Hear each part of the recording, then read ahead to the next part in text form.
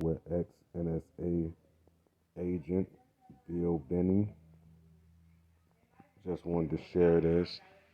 Listen, it's shocking. Very It's written important. about in the book of Revelation. Could it ever happen? The answer is, unfortunately, yes. Total population control.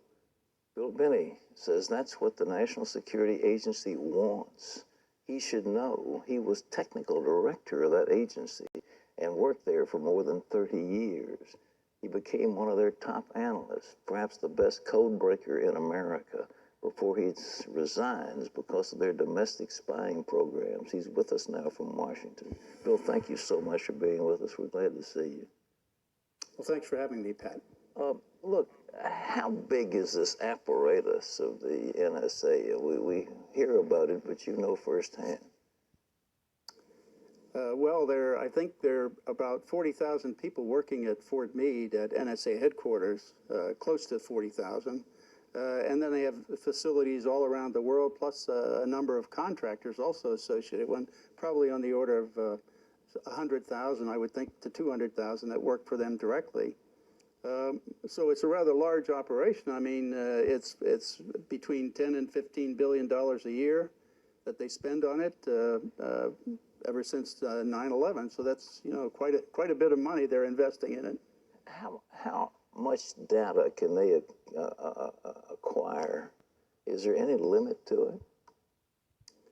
Actually, the only limit is in terms of money, power, availability, and space to stack equipment to go and collect the material.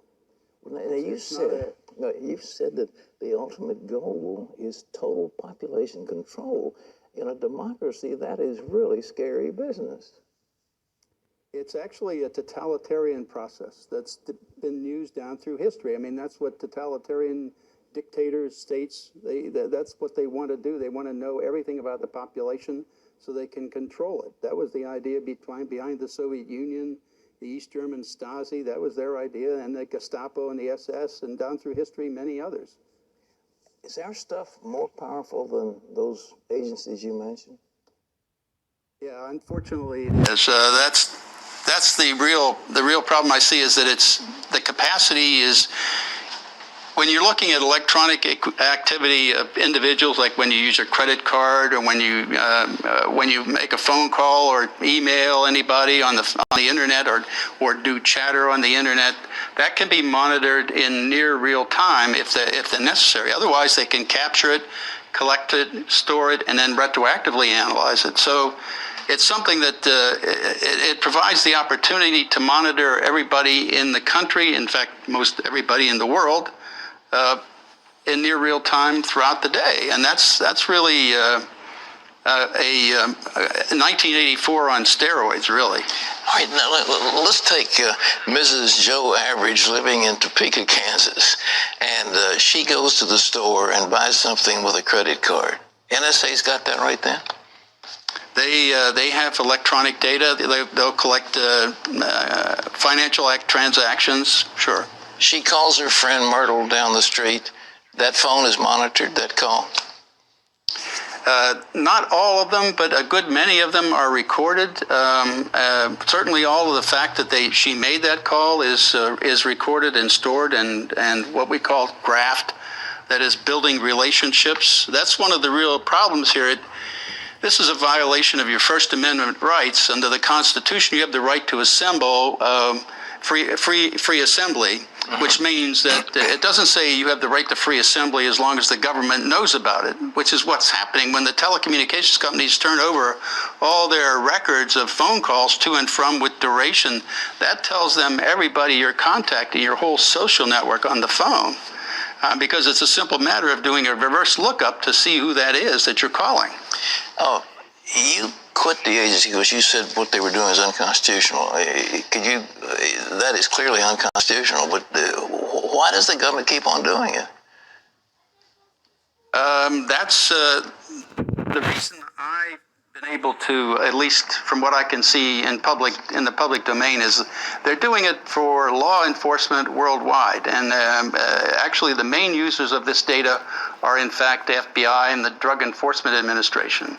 and other law enforcement agencies in the country. And they use this data to find criminal activity, and then they go arrest people based on this information. Then they have to do a parallel construction, which means they use normal policing techniques that they would be expected to use to find evidence that would justify and show probable cause for an arrest. Then they substitute that for the NSA data in the courts. In fact, that's one of the things that happened in challenging that process. Was one of the lawsuits was Amnesty International versus Clapper. And that made it to the Supreme Court. And the only way they got rid of that was to basically lie to the Supreme Court and say that, well, if anybody had any of this data used against them in the court of law or anything, that the defendants would be told. And that was simply a lie. Nobody has been told to date. All right. When I think of this, it's just horrible. But do they give this information to the IRS? That's the other problem. The Drug Enforcement Administration has a special unit, the Special Operations Division, the SOD, and that division is supposed to, its primary purpose is to look into the NSA data to find criminality and criminal activity.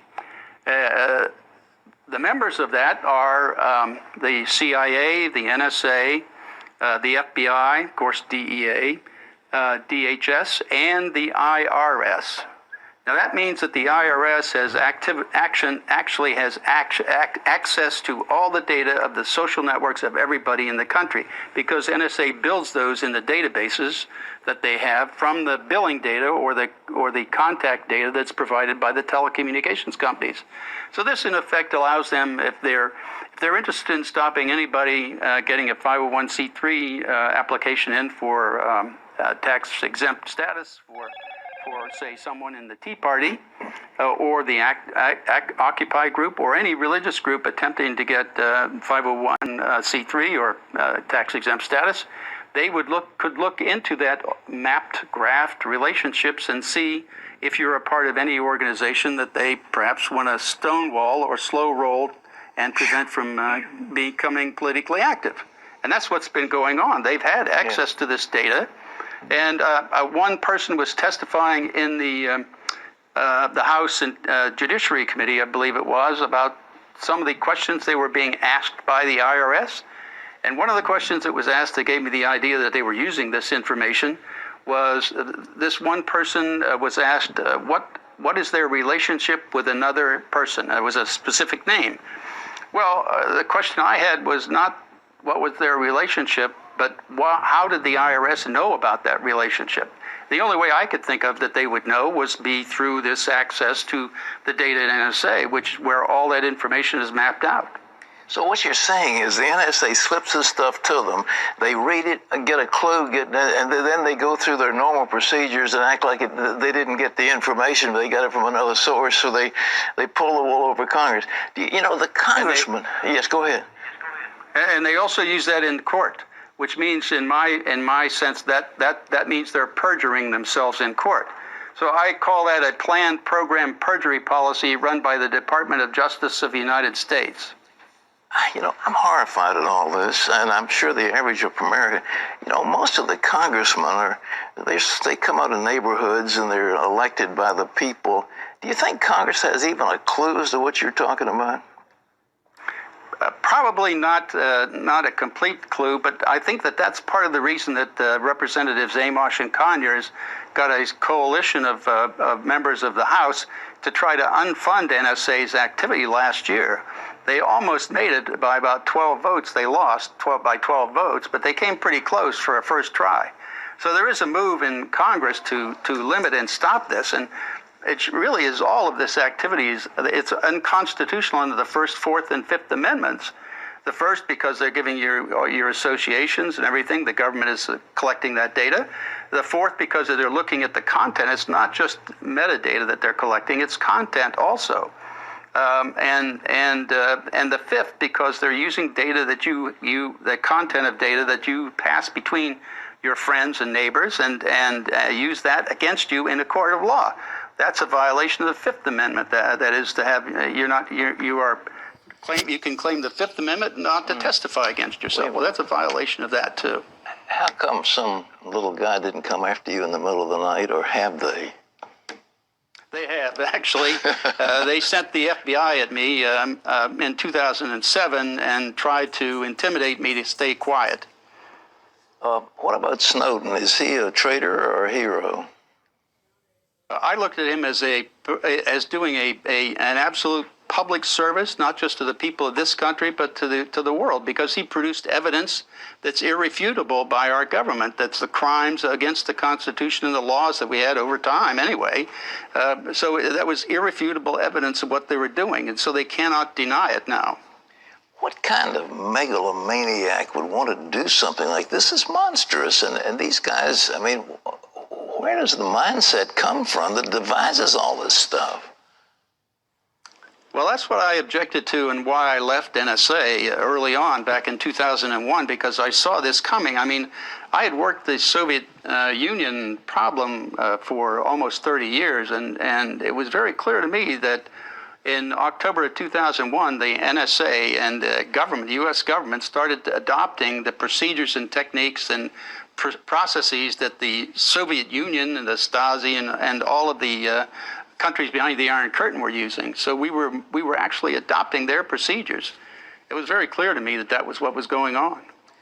All right, last question. The average person doesn't have a vestige of knowledge of what you're talking about. They just trust their government. What are we going to do as citizens? Well, you see, let me say something about that first. That's really the problem here in this country. You see, from what I see is we have not had a dictator in this country for almost since George III, for almost 240 years. So we've been very comfortable over those 240 years, at least, kind of depending on our government to do the right thing. And that's what we've all been accustomed to them doing. That is, we trust them and have trusted them for a long time. And so we don't have that knowledge of what dictators and dictatorial processes are. But if you look at it, the Germans today are the ones who are really upset about this. And the reason they're upset is because they've got living memory of the Stasi and living memory of the SS and Gestapo. So they're very familiar with these techniques and procedures, and that's why they're very upset. To me, I think the only way we can get out of this is to fire everybody in D.C. I think that's the only way to do it. You have to go out and vote. You have to get active. You can't stay quiet and let this happen. You have to stand up and oppose it. Bill Benny, thank you so much. You're a great patriot, and keep speaking out. And we'll ask prayers for your protection, because I can't imagine they're going to let you keep on talking, but maybe they will. Well, folks, if you want to learn more about